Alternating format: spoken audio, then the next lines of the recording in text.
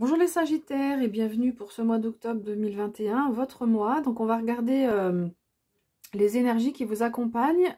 J'ai choisi donc le même tirage que cet été avec les points positifs, ce qui est en faveur pour vous ce mois-ci. Ce qui peut être plus compliqué, le challenge, le conseil du tarot et l'issue du mois. Donc on verra en gros globalement ce qui se passe pour vous.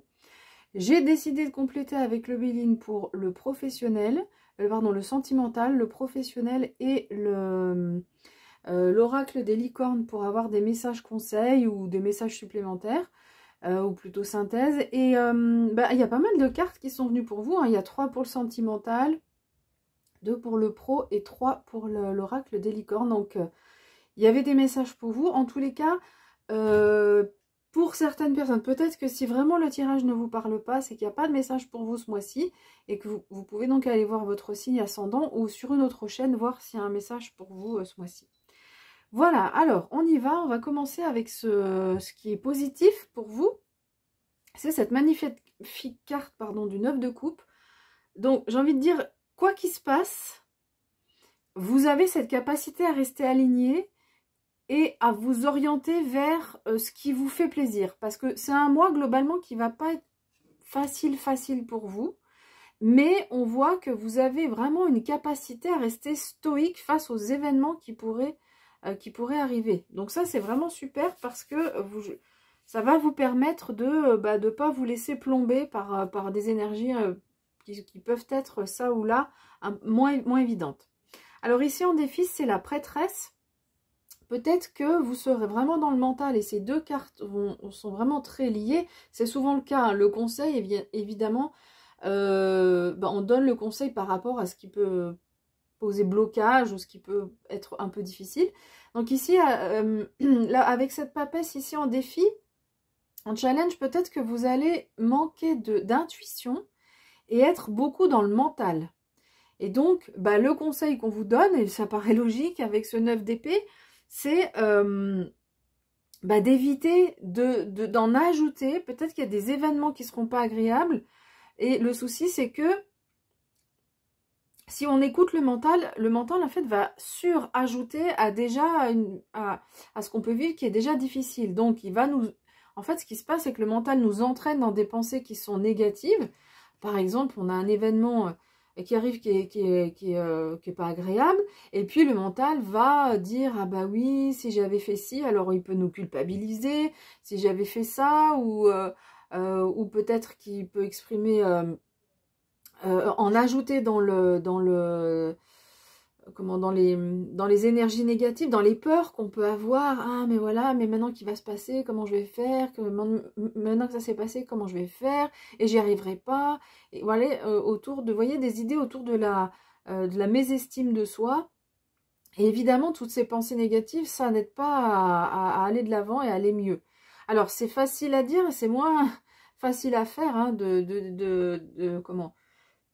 d'arriver à réguler le mental. Personnellement, c'est c'est grâce à la méditation que j'ai réussi à faire un gros travail, même si la sensibilité, les émotions, elles sont là aussi pour elles existent. Donc sinon on serait des êtres on serait pas des êtres humains, je pense, si on n'avait pas d'émotions. Mais la méditation permet de calmer toutes ces émotions et puis surtout calmer ce mental qui va en surajouter. C'est-à-dire que l'émotion, elle sort, ok, mais le mental, après, il fait son travail de sape. Et c'est ce qui n'est pas évident quand on vit quelque chose de difficile. Donc là, on vous dit vraiment, essayez de ne pas écouter ce mental qui va vous plomber, qui peut vous plomber, en tout cas vous surajouter par rapport à une épreuve, un événement qui ne sera pas forcément évident.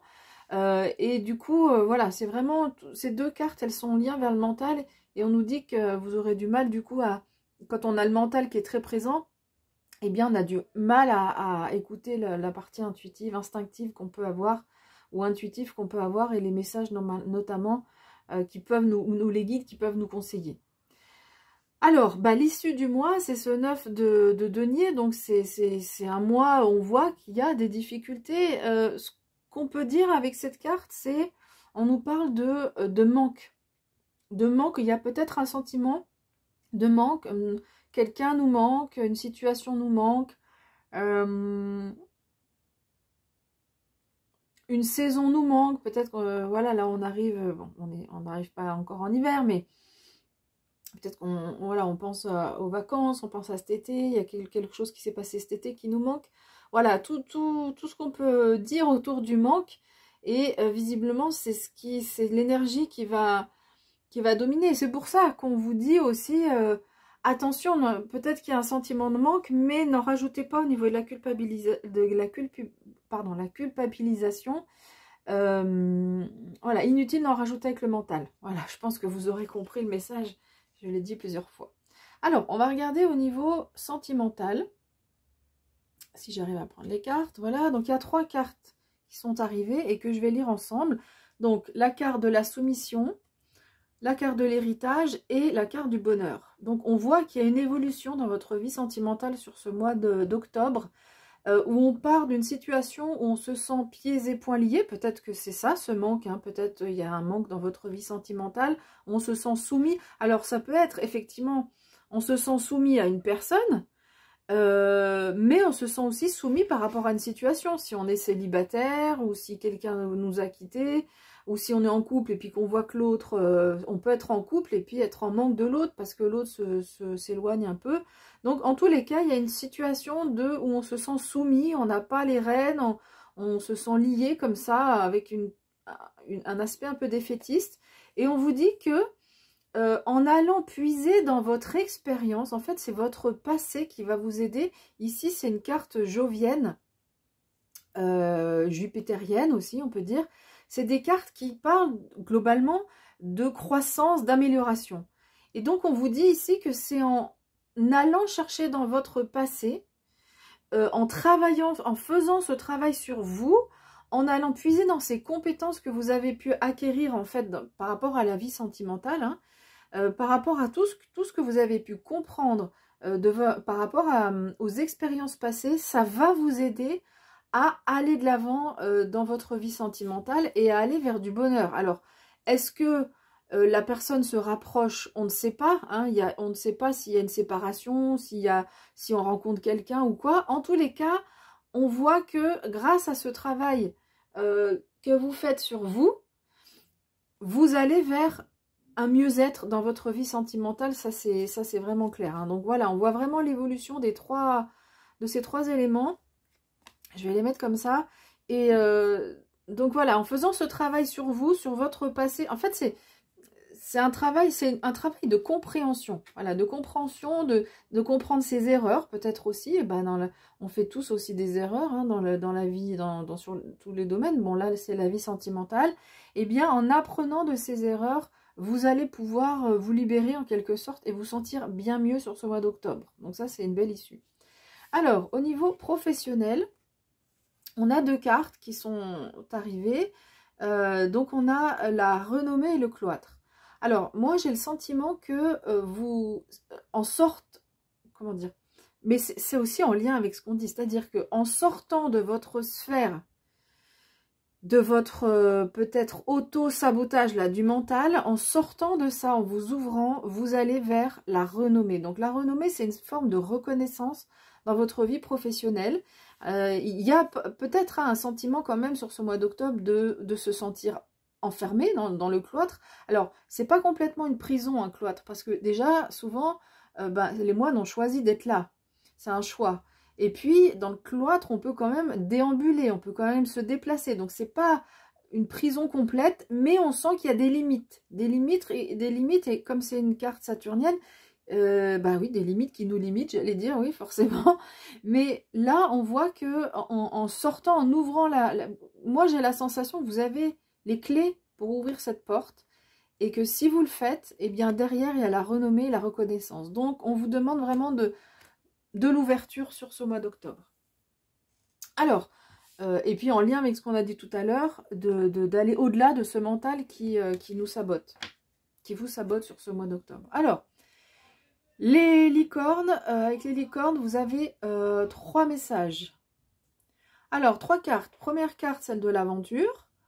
Je vais les lire après, hein. Celle de la liberté, qui vont être vraiment liées. Et celle de la polarité. Alors, les deux premières cartes font clairement référence à ce qui a été dit précédemment. La troisième moins, donc on verra les messages complémentaires. Bon, bah, cette carte de l'aventure, elle vous dit d'oser. Oser faire les choses différemment. Donc, c'est ce qu'on a dit là. Hein. Oser sortir de ce cloître. Vous avez les clés pour le faire. Donc, oser sortir, ça va être bon pour vous. Il y a de la reconnaissance qui va arriver, en tout cas au niveau professionnel. Donc, globalement, oser faire les choses différemment, pardon. On vous demande de manifester vos rêves, d'aller vers vos rêves, de croire en vos rêves. Voilà. On vous dit aussi, peut-être pour certains, d'aller oser vers une destination nouvelle. Donc, ça peut être ça, concrètement, au niveau pro, au niveau personnel, etc. Mais de façon générale, c'est de sortir un peu des sentiers battus dans votre développement personnel, dans votre vie en général. C'est ce qu'on vous conseille ici, vraiment d'oser. Et puis, cette carte de liberté, évidemment, quand on part à l'aventure aussi, il y a cette forme de liberté. Elle est très, très belle, cette carte. Les deux, là, sont vraiment très belles. On vous demande de vivre de façon sauvage et libre. Hein, c'est vraiment intégrer son animal intérieur et puis oser. C'est toujours cette notion d'oser d'aller de l'avant et dans une liberté la plus totale. Donc, on vous dit de choisir vraiment la liberté. Bah oui, je suis en train de penser, ça fait vraiment en lien avec ce cloître où on n'est pas libre. Hein, on peut déambuler, mais enfin, il y a quand même des limites. Là, on vous dit non, il n'y a pas de limite pour vous. Ne vous mettez pas des limites. Allez oser de l'avant. Oser aller de l'avant, pardon. Et on nous parle aussi d'indépendance. Donc, ça peut être aussi en lien avec tout ce qu'on a dit précédemment, hein, dans le pro ou dans le sentimental.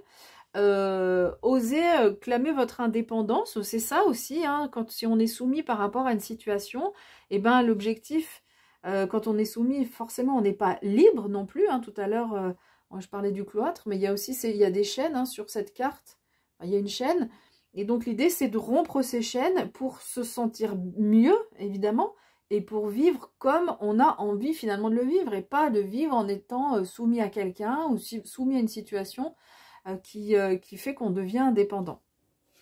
Et puis, la dernière carte, elle est très belle aussi, remarquez, c'est cette carte donc de la polarité. Et cette carte, moi, je vais la lier avec cette papesse. Cette carte, elle nous parle, elle nous dit qu'en fait, on a tous, et dans l'univers aussi, il y a des zones d'ombre et de la lumière. Donc là, on va parler vraiment de la polarité intérieure qu'on a en chacun de nous. On a cette lumière, mais on a aussi des zones d'ombre, des zones plus sombres, on va dire d'ombre. Alors, c'est pas forcément, ça veut pas dire qu'on est méchant, cruel, etc. Mais des zones qui peuvent être liées aussi à des zones d'ombre qui peuvent être liées au passé. Peut-être qu'on n'y voit encore pas assez clair sur ce qui s'est passé dans le passé, justement. Ou c'est des fois, hein, selon comment on a grandi... ça peut générer des comportements, ça peut être aussi de la peur. Hein. Tout à l'heure, on parlait de ce mental. Cette zone d'ombre peut être aussi ce mental ou ces peurs. Alors, ce qu'on vous invite à faire là, c'est vraiment d'être conscient de ça et de vous dire que finalement, c'est normal. Et oser aussi à faire ce travail d'aller plus vers l'instinct parce que le mental, en fait, c'est comme si on cherche à se protéger de cette partie plus intuitive où on maîtrise moins, on contrôle rien. Hein. Quand on est dans le monde de la médiumnité, il y a évidemment beaucoup moins de contrôle. Il faut vraiment faire un sacré lâcher-prise pour recevoir les messages des guides. Et c'est ce qu'on vous invite à faire quelque part, oser aller vers de regarder ces peurs en face. À quoi est-ce qu'elles font référence là sur ce mois d'octobre? Si vous avez des peurs, là, un peu, à quoi est-ce que ça fait référence? À quoi est-ce que ça vous renvoie? Est-ce qu'on peut travailler dessus pour les dépasser plutôt que avoir ce mental qui nous sabote et qui revient comme une rengaine à chaque fois qu'on a une peur ou un souci, ça revient à la charge. Donc, voilà, ce qu'on vous demande avec cette carte, c'est vraiment examiner cette polarité qu'on a en chacun de nous et de faire ce travail autour de cette zone plus sombre. Ça peut être aussi d'oser aller vers plus vers plus d'intuition, aller vers ce monde-là on vous conseille aussi d'aller vers ce monde-là. Ça va vous aider à évoluer. Voilà. Voilà les messages que j'avais pour vous. Mais écoutez, si vous souhaitez me soutenir, n'hésitez pas à laisser un like. Et puis, vous pouvez aussi vous abonner à la chaîne si c'est la première fois que vous regardez. On se retrouvera pour le mois de novembre. D'ici là, mais écoutez, je vous souhaite un mois d'octobre le mieux possible. Et puis, prenez bien soin de vous et je vous dis à bientôt.